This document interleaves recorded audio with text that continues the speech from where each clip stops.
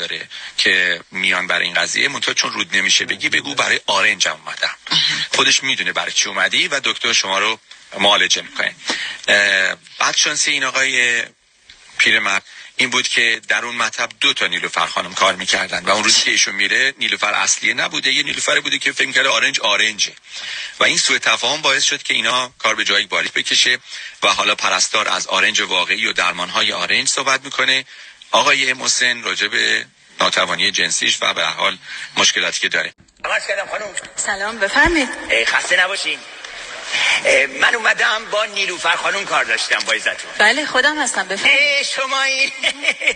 من تعریف شما رو خیلی شنیدم. عرض کنم خدمتتون که نیلوفر خانم، بنده برای آرنجم اومدم. متوجه هستی که از طرف آقای نیکیالان. بله حتما. مشکلش چی هست؟ خم نمیشه؟ اتفاقی از تو دلمون نزنی خانم. مشکل آرنج ما اینه که همجوری خم مونده. متوجه هستین که حالا کدوم یکیشون هست؟ کدوم یکی؟ مگه چند تاست خانم؟ منظورم اینه که چپی است یا راستیه؟ فی‌الواقع شما جاهای دیگر رو میگین. ببخشید من روش صحبت میکنم. منظور من اون قسمت بالاشه، اون بالا. آها، پس از عضلشه. اتفاقا خیلی هم شایعه. بهش میگن تنیس البو. بین تنیسورا خیلی شایع است. آخه از بس باش محکم به توپ ضربه میزنن اینطوری میشه. یعنی باش به توپ هم میشه زد؟ بله خیلی هم محکم. سرویس های محکم. من همش فکر میکردم این وزنه برداره که سنگین بلند میکنن یا این کاراته بازا که معلومی به کجای همدیگه لگد میزنن این مشکلاتو دارن. تنیسورا جالبه برای من. به هر حال درمانش راحته، یا با قرصه یا با فیزیوتراپی. نه خانم نه، قرص نه. من همه جو قرص شیمیایی و گیاهی امتحان کردم، به من نمیسازه.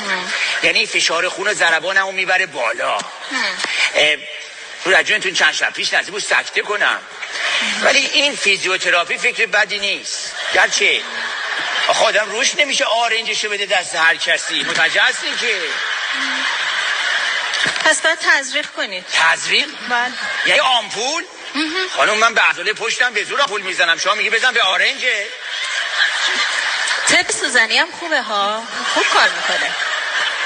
سوزنو میزنن دقیقاً به جای حساسش، درست سر عصبش. خانم مثل که شما اصلا از وضعیت خبر نداری. آرنج سر تا پا همش حساسه. من به شما میگم یه آمپول نمیتونم بزنم، شما میگه سوزنش کن. اتوی داغ چی؟ اون امتحان کرده. اتو بذارم روش؟ مستقیم که نه آقا جان، یه حوله دستمالی دورش بپیشین، بعد اتوی داغو بذارین روش با بخار.